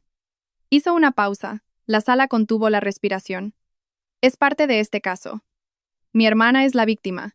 Y para aclarar todo, para responder al público quién miente, quién abusa de su poder y quién es el criminal, les presento a la testigo más importante y la víctima de este caso, mi hermana, Alba Jiménez. Marcos se giró hacia mí y asintió. Todas las cámaras, todas las miradas, se volvieron hacia mí. Clara, sentada a mi lado, me dio una palmadita en la mano. Es tu momento. Sé fuerte. Respiré hondo, me levanté y salí de la oscuridad hacia la luz cegadora del escenario. Subí. Cada paso sobre la tarima de madera resonaba como un martillo en mi pecho. Los flashes no cesaban, convirtiendo la sala en una tormenta de luz blanca. Tuve que entrecerrar los ojos, buscando un punto de apoyo. Y vi a Marcos. Estaba de pie, justo debajo, con los brazos cruzados. No sonrió, solo asintió. Ese gesto fue suficiente. Respiré hondo. El olor a polvo de la moqueta y el sudor de la multitud me golpearon. Agarré el micrófono. Estaba helado. Hola a todos, empecé. Mi voz era temblorosa, tan baja que apenas la reconocí. La sala enmudeció. Cientos de ojos me observaban, expectantes. Carraspeé intentándolo de nuevo. Hola a todos. Me llamo Alba Jiménez. Soy esa novia loca fugitiva de la que todo el mundo habla en las redes sociales. El silencio se hizo denso. Miré mis manos, temblaban. Lo he leído, continué. Mi voz ganando firmeza. He leído todo lo que dicen de mí, de mi hermano. Dicen que soy inestable, desagradecida. Dicen que mi hermano es un tirano que abusa de su poder. Levanté la cabeza mirando directamente a las cámaras. Pero hoy no estoy aquí para defenderme. Estoy aquí para contarles una historia. Y empecé a contar. Conté mis 2 años de noviazgo con Héctor. Conté lo tierno y paciente que había sido conmigo. Conté cómo Isadora, mi suegra, me había tratado tan bien, cómo había hecho que una huérfana como yo sintiera el amor de una madre. Conté y lloré. Las lágrimas fluían sin control, no porque estuviera actuando, sino porque lo recordaba.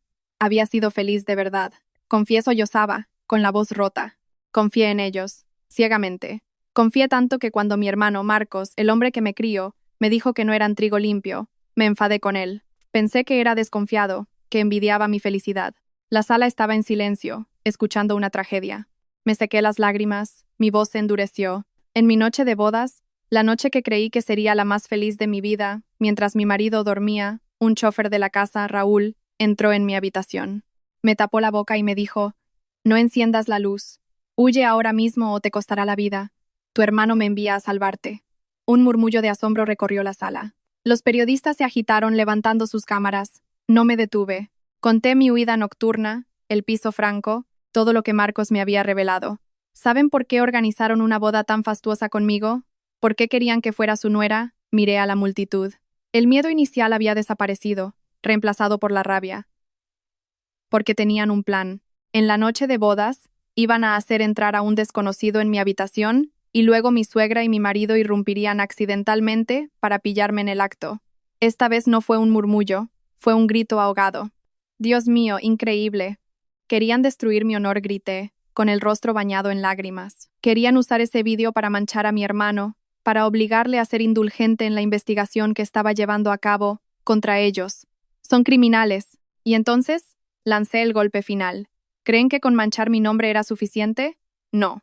También querían robar. Una semana antes de la boda, Isadora, mi suegra, la misma que lloraba en directo diciendo que estaba paralítica, me hizo firmar unas capitulaciones matrimoniales.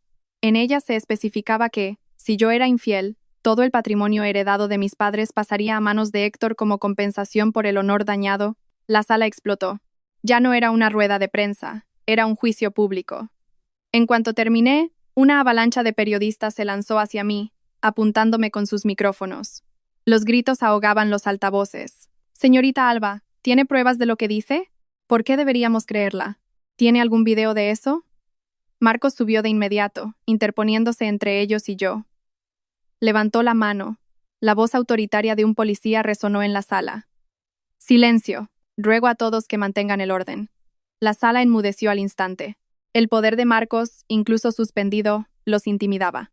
Lo que mi hermana acaba de decir, empezó Marcos con voz gélida, no son acusaciones vacías. Tenemos todas las pruebas, desde una copia de ese contrato fraudulento hasta las grabaciones y documentos relacionados con las actividades delictivas del Grupo Valiente que mi compañero, Raúl, recopiló durante 8 meses. Marcos miró directamente a una cámara. Todo este expediente fue enviado esta misma mañana a la Fiscalía y a Asuntos Internos. La obra de teatro familiar ha terminado. Ahora es el turno de la ley. Esa frase tuvo más peso que 1000 explicaciones. Marcos no solo había hablado, había actuado. La rueda de prensa terminó poco después. Marcos y Clara tuvieron que esforzarse para sacarme de entre la multitud. Nos subimos a un coche que se alejó a toda velocidad, dejando atrás una tormenta mediática. En el coche, me di cuenta de que estaba empapada en sudor. Lo había hecho. Lo había enfrentado. No volvimos al antiguo piso franco. Marcos me llevó a otro lugar, una casa más pequeña y aislada. Nada más entrar, Clara abrió su portátil. Internet había explotado. Si el día anterior la opinión pública apuntaba a Marcos, hoy había dado un giro de 180 grados. Todos los grandes periódicos publicaban titulares impactantes. Toda la verdad sobre la desaparición de la novia sale a la luz en una rueda de prensa. Se destapa la trama de adulterio y robo de patrimonio de una influyente familia. El comisario principal fue víctima de una trampa, el contraataque. La transmisión en directo de Isadora, que había conmovido a millones, ahora era objeto de burlas. Los comentarios habían cambiado por completo. En lugar de pobre señora que se recupere pronto, ahora se leía, la actriz del año. Qué desperdicio que esta señora no se dedique al cine. Una paralítica que se levanta más rápido que una persona sana cuando llega la policía. Qué asco de familia. El marido tiende trampas a la mujer, la madre finge una enfermedad. Tal para cual. Su obra de teatro había sido desmontada de la manera más humillante. Quisieron usar a los medios para destruirnos, y ahora estaban siendo destruidos por su propia arma. Leía los comentarios con una sensación de satisfacción, pero Marcos no, seguía mirando la pantalla con preocupación. ¿Qué pasa, Marcos? Hemos ganado. Hemos ganado la batalla de la opinión pública, Alba, dijo Marcos, con voz aún pesada. Pero el verdadero zorro, el padre de Héctor, don Damián, aún no ha aparecido. Isadora y Héctor son solo marionetas. Él es quien mueve los hilos. Señaló la pantalla.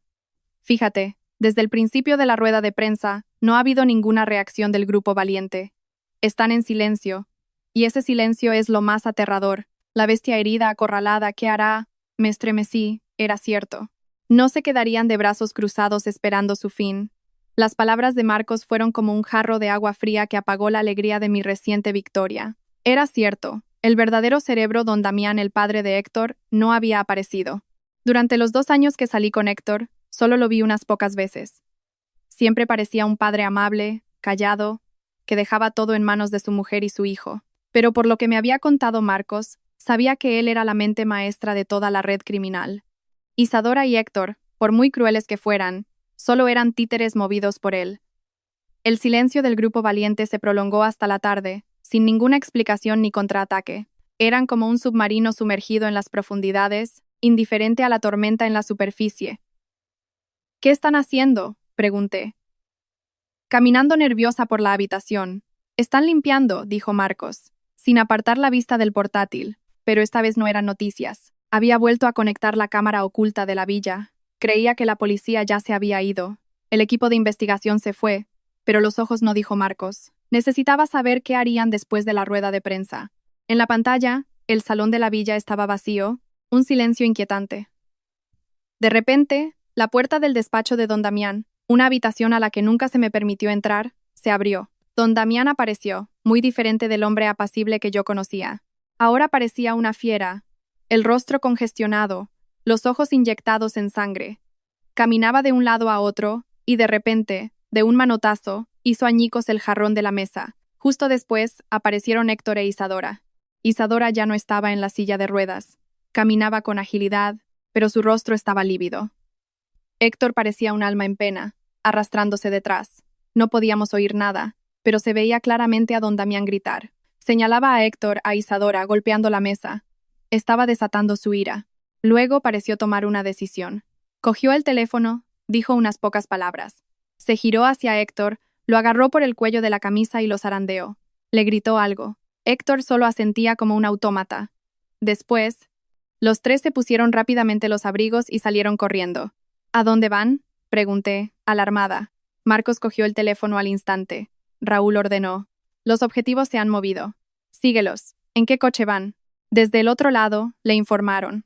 Marcos abrió inmediatamente una aplicación de seguimiento en el ordenador. Un punto rojo comenzó a moverse por el mapa de la ciudad. No van hacia el aeropuerto, ni hacia la frontera. Marcos entrecerró los ojos. Se dirigen a las afueras, al antiguo polígono industrial. De repente, se detuvo. Me miró con un brillo en los ojos. Claro, eso es. El almacén. ¿Qué almacén, Marcos? Su antiguo almacén de mercancías, dijo, con voz excitada. Raúl sospechaba que había un almacén en esa zona donde guardaban todos los libros de contabilidad B, todas las pruebas originales de sus negocios ilegales. No se atrevían a tenerlos en casa. Tu rueda de prensa ha sido el detonante. Saben que la fiscalía no tardará en registrarlo todo. No están huyendo, están yendo a destruir las pruebas. Contuve la respiración.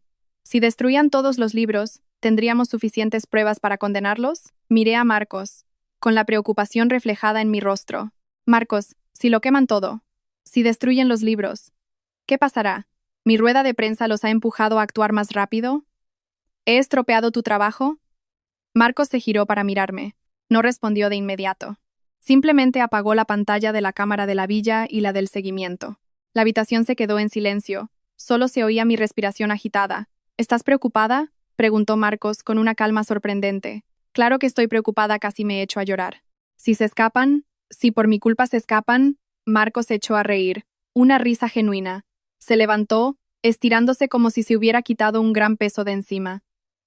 Mi hermana tonta, ¿crees que tu hermano es tan pasivo? ¿Crees que voy a dejar que quemen los libros de verdad? Lo miré perpleja.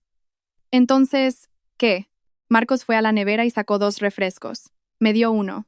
Bebe y disfruta del espectáculo. Abrió otro portátil, uno más viejo, de trabajo. Abrió un programa.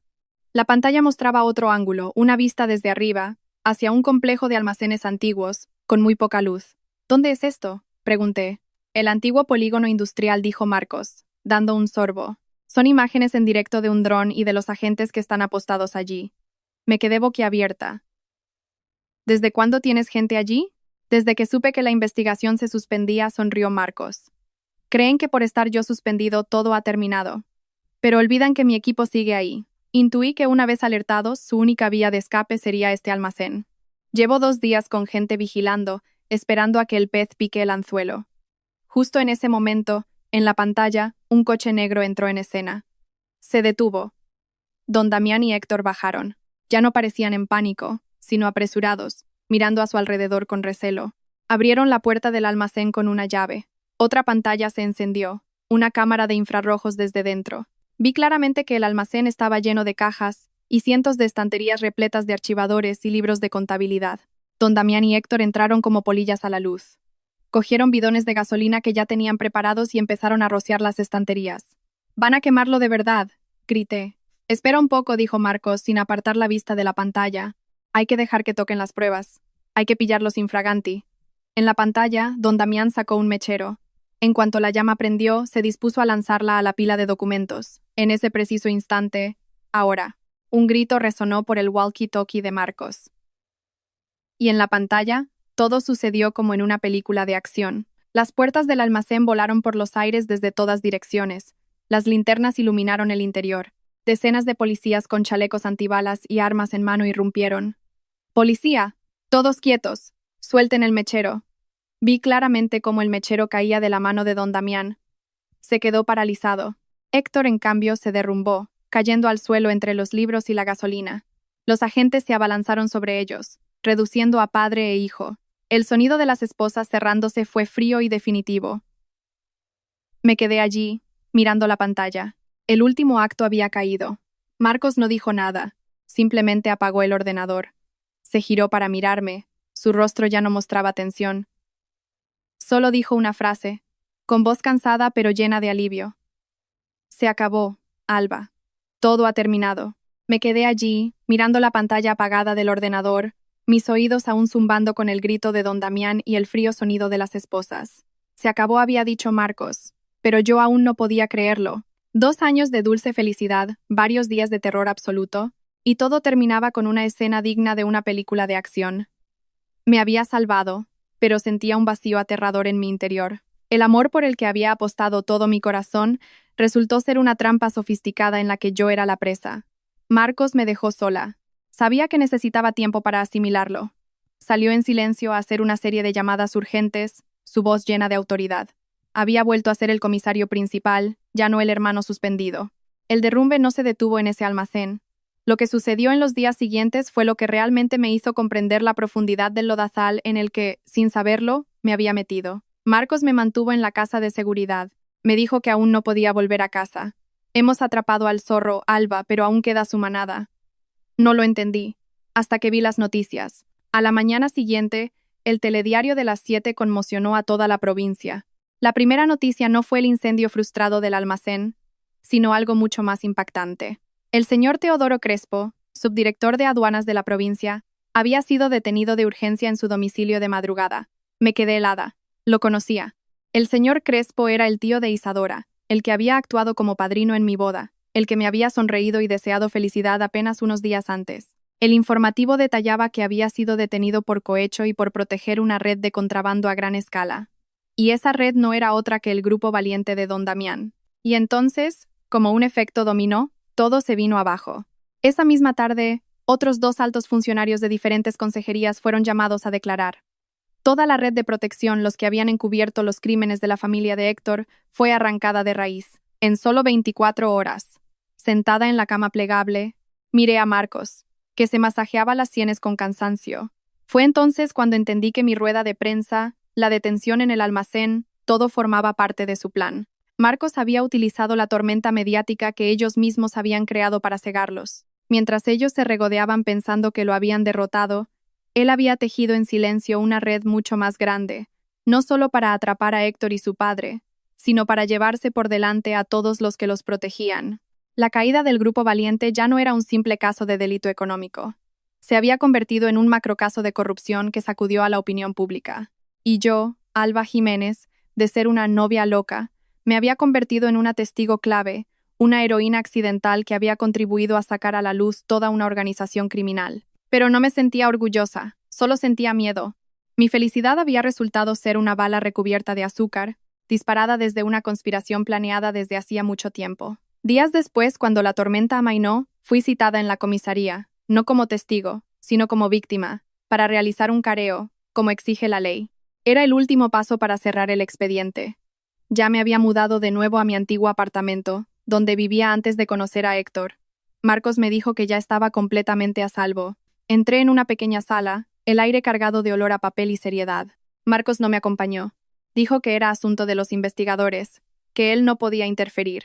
Solo Clara, su compañera, vino conmigo como apoyo psicológico. Un inspector mayor, de rostro afable, me dijo: «Tranquila, hija. Estamos aquí para protegerte. Solo tienes que confirmar la verdad». Y entonces lo trajeron a él, a Héctor. No lo había vuelto a ver desde la noche de bodas, desde que huí dejándolo dormido a mi lado. Me había preparado mentalmente, pero cuando apareció de verdad, sentí un nudo en el estómago. El hombre que una vez amé ya no existía.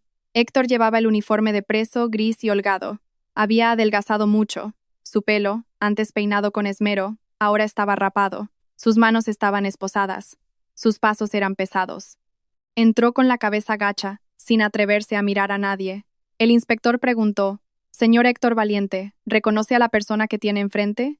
Héctor levantó la cabeza lentamente, y en el momento en que nuestras miradas se cruzaron, vi como todo su mundo se derrumbaba. Se quedó paralizado, inmóvil, con los ojos muy abiertos, llenos de incredulidad, como si estuviera viendo un fantasma. «Alba», susurró con la voz rota. «Alba, ¿tú?». Antes de que los policías pudieran reaccionar, Héctor gritó de repente y se abalanzó hacia mí, pero las esposas lo detuvieron y cayó de bruces al suelo. «Alba», levantó la vista. 2 hileras de lágrimas corrían por su rostro, una escena que nunca imaginé que vería. «Estás viva. Dios mío, estás viva. Alba, diles algo. Diles que me perdonas». Me quedé inmóvil, mis manos apretadas bajo la mesa, las uñas clavándose en mi piel. Lo miré como si fuera un extraño representando una tragedia. Alba, sollozaba Héctor, el llanto de un niño pillado en falta. Te quiero de verdad.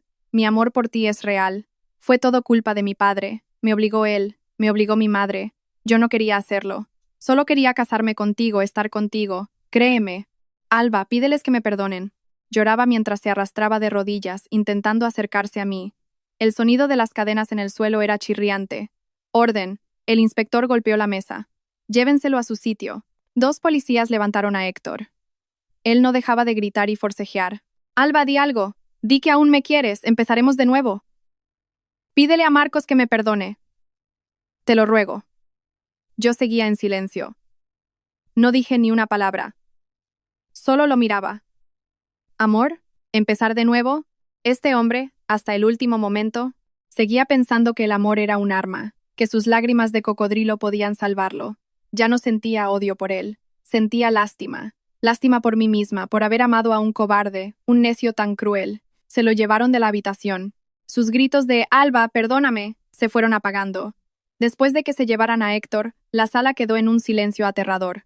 El viejo inspector me miró con compasión. ¿Necesitas un descanso, hija? Aún queda una persona más. Negué con la cabeza.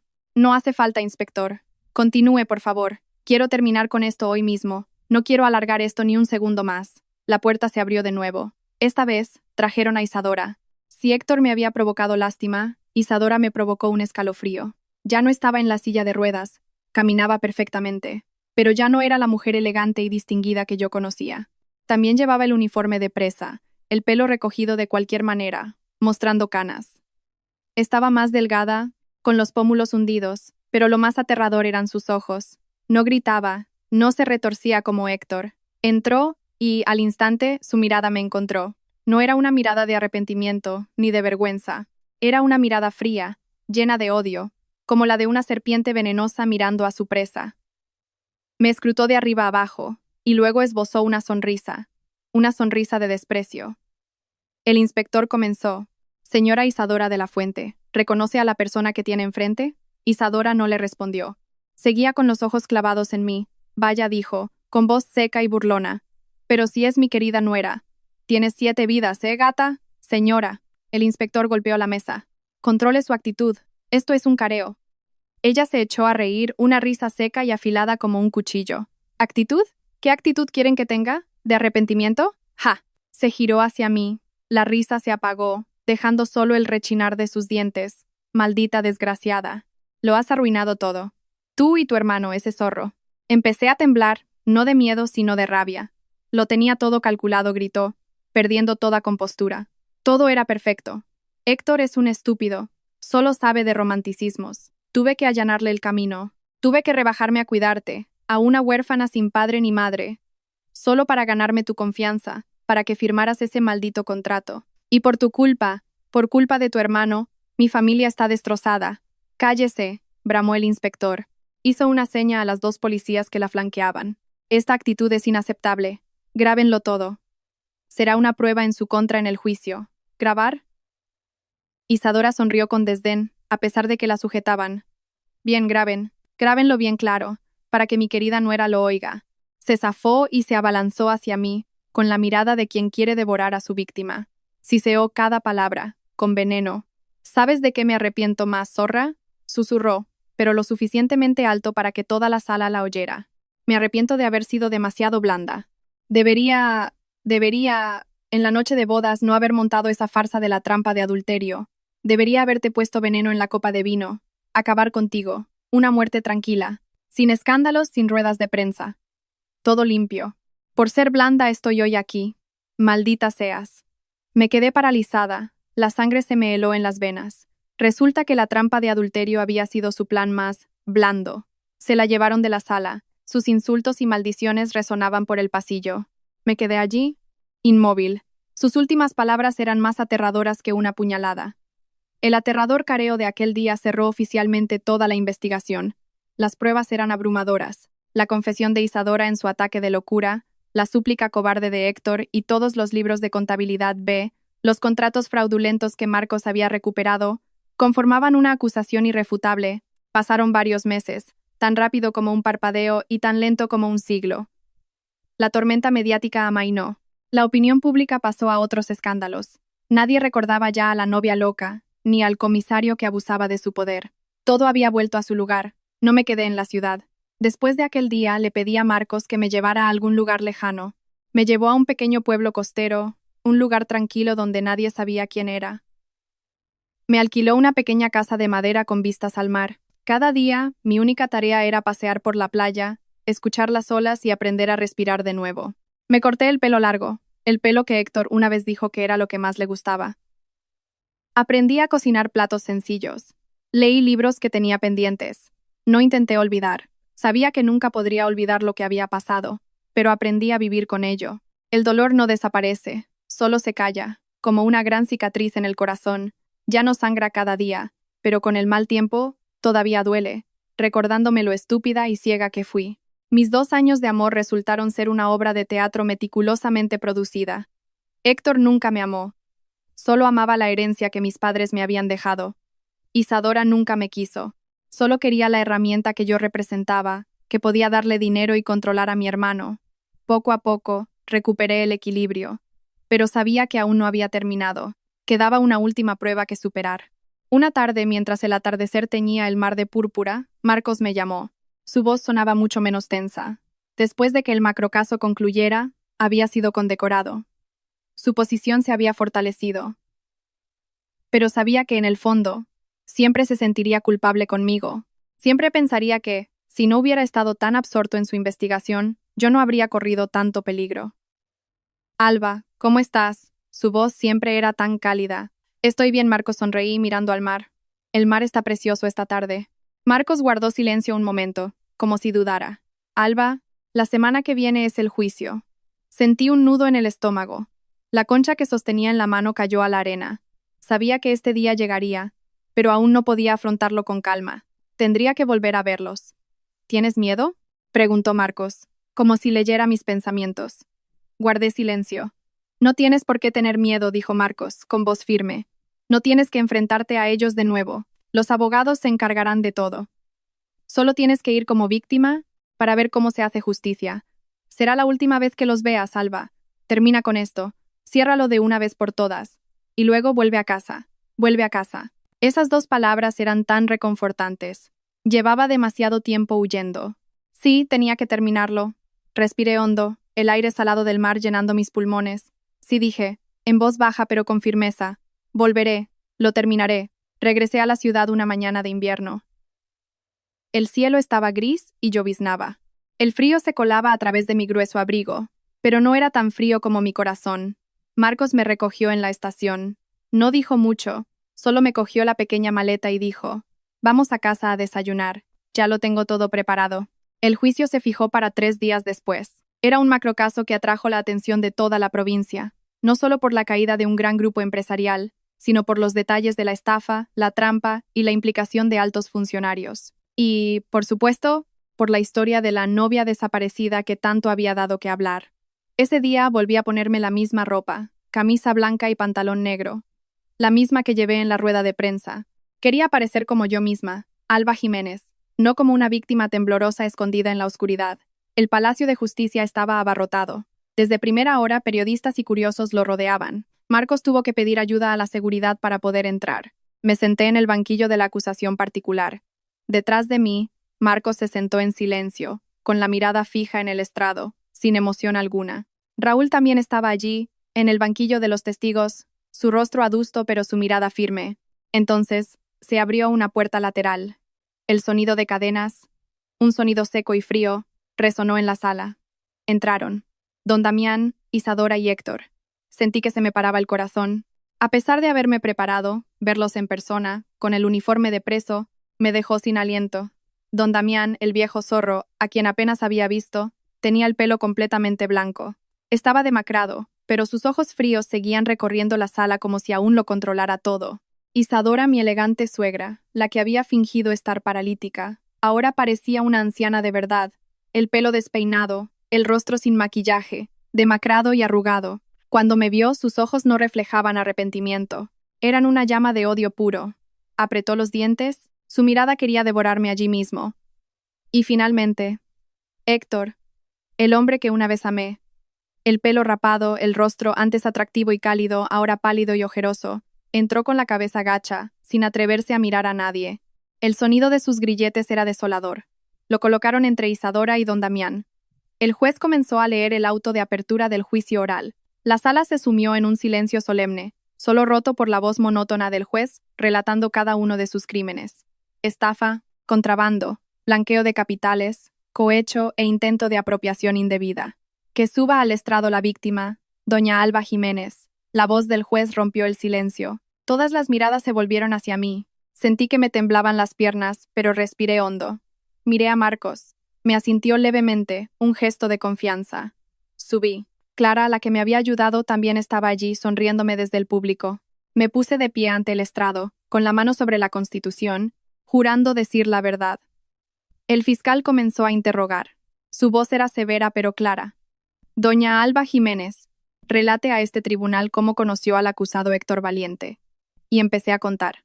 Mi voz, al principio temblorosa, se fue estabilizando. Conté nuestros 2 años de noviazgo sin ocultar nada.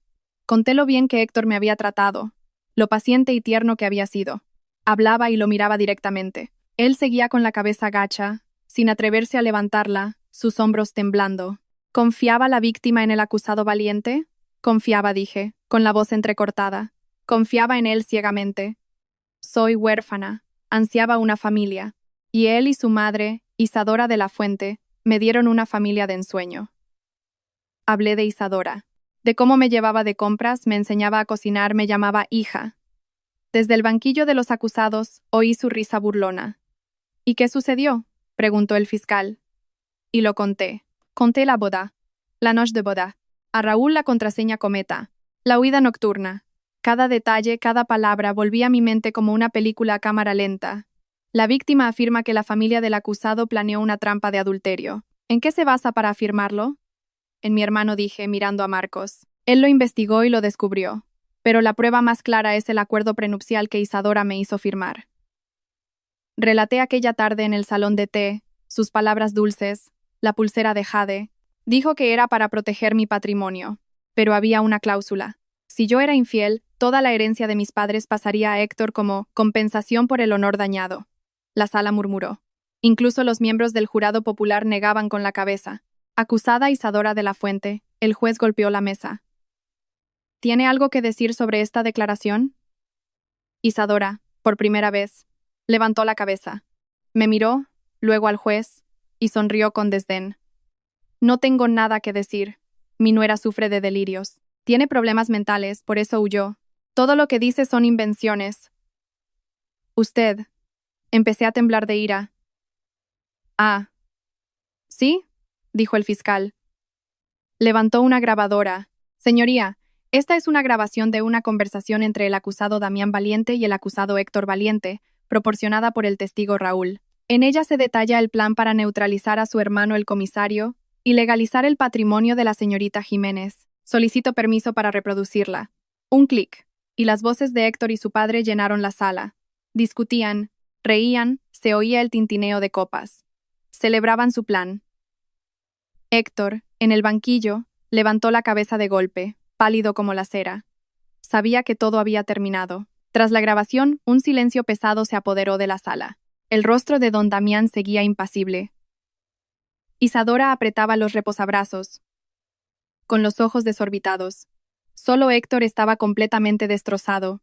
Hundió la cara entre las manos, sus hombros sacudidos por sollozos, sin rastro del joven apuesto que fue. El juicio continuó. El abogado que Marcos me había conseguido presentó argumentos demoledores. La defensa de los Valiente intentó alegar inestabilidad mental por mi parte, que la grabación estaba manipulada, pero todo era inútil ante las pruebas de acero. Llegó el turno de la última palabra. Don Damián e Isadora mantuvieron su inocencia, alegando una conspiración de Marcos. Y entonces le tocó a Héctor. No miró al juez. Se giró hacia mí. Intentó acercarse, pero los guardias lo detuvieron, y se arrodilló. «Alba», gritó, su voz desgarrando el silencio. «Perdóname, por favor, perdóname». Me quedé helada. Toda la sala se quedó helada. «Te quiero». Se golpeaba el pecho. Mis 2 años de amor fueron de verdad. Nunca te mentí. ¿Recuerdas los días de lluvia que te llevaba medicinas? ¿Nuestros viajes? Todo fue real. Me quedé inmóvil, las manos frías como el hielo. Fue culpa de mi padre, de mi madre, señaló a sus padres. Me obligaron. Dijeron que si no lo hacía, se arruinarían, que no nos dejarían en paz. Tuve miedo, miedo de perderte, de perder a mi familia. Me equivoqué. Perdóname. Pide al tribunal que sea indulgente conmigo. Diles que aún me quieres, Alba. Se arrastraba de rodillas, suplicando. La cobardía, la culpa. Hasta el final, culpando a sus padres, usando el amor como escudo, intentando arrastrarme a su fango. Acusado, el juez golpeó la mesa. Orden. ¿Desea la víctima decir algo? Toda la sala se giró hacia mí. Héctor también se calló. Me miró, con un atisbo de esperanza. Seguía pensando que yo era la chica tonta y débil de antes. Respiré hondo. Me levanté. Miré directamente a los ojos llorosos de Héctor. Héctor valiente, dije. Mi voz no era fuerte, pero sí clara y gélida. Dices que tus 2 años de amor fueron de verdad. De acuerdo. Lo acepto. Te creo. Héctor se quedó paralizado. Sus ojos se iluminaron. 2 años en los que dijiste amarme, a cambio de los 20 años de prisión que vas a cumplir. Creo que es un trato justo. La esperanza en sus ojos se apagó. Se desplomó en el suelo, boquiabierto. Lo había entendido. El tribunal se retiró a deliberar. Al regresar, el juez leyó la sentencia. Su voz era monótona, pero cada palabra era un martillazo. Don Damián, como autor intelectual y cabecilla, por estafa, contrabando y cohecho, prisión permanente revisable. Isadora, como cooperadora necesaria por estafa y apropiación indebida, 18 años de prisión. Y Héctor Valiente, por estafa y cooperación en las actividades ilegales de su familia, 20 años de prisión. El mazo de madera golpeó. Un sonido seco que lo terminó todo. Se llevaron a Héctor. Ya no gritaba. Era un cuerpo sin alma. Isadora me maldijo, pero nadie la escuchó. Salí del juzgado en una tarde soleada. La lluvia de la mañana se había ido, dejando un cielo azul y despejado. El sol me calentaba, pero también me deslumbraba. Hacía mucho tiempo que no sentía que respiraba de verdad. Marcos me esperaba al otro lado de la calle. ¿Vamos a casa?, preguntó, su voz relajada. Asentí, sonriendo. Sí, a casa. Mi vida después no cambió drásticamente. Simplemente seguí viviendo. Vendí el piso de mis padres y la casa de la playa. Necesitaba un nuevo comienzo. Con mi dinero, compré un pequeño apartamento en las afueras, con un balcón soleado. Empecé a plantar flores. Encontré un trabajo tranquilo en una pequeña biblioteca. Me gustaba el olor a libros viejos, la paz. Los fines de semana, Marcos venía a buscarme y cocinábamos juntos. Ya no odiaba a Héctor ni a Isadora. Estaban pagando por sus actos. Solo sentía lástima. Lo tenían todo, pero la codicia les hizo perderlo. Aprendí a vivir sola, pero no en soledad. Aprendí a confiar de nuevo, pero con cautela. La cicatriz de mi corazón sigue ahí, nunca sanará del todo. A veces, en las noches de lluvia, todavía duele, recordándome la pesadilla de la que por suerte sobreviví. Una tarde, mientras regaba las flores en el balcón, un nuevo vecino se mudó al apartamento de enfrente. Estaba luchando con unas cajas. Me vio y sonrió, una sonrisa amable, un poco tímida. Le devolví la sonrisa y asentí. No sé qué me deparará el futuro. ¿Volveré a abrir mi corazón? ¿Encontraré la verdadera felicidad? No lo sé, pero ya no importa. Lo importante es que sobreviví. Encontré el amanecer después de la noche más oscura de mi vida. Detrás del lujo y el glamour, a veces se esconden las conspiraciones más crueles. La codicia puede convertir el amor y la familia en una trampa mortal, pero la mayor justicia para los malvados es la paz que sus víctimas recuperan. Alba eligió dejar ir el odio, no para perdonar a quienes la dañaron, sino para liberar su propia alma. El poder de esa liberación es la llave para una nueva vida, serena y feliz.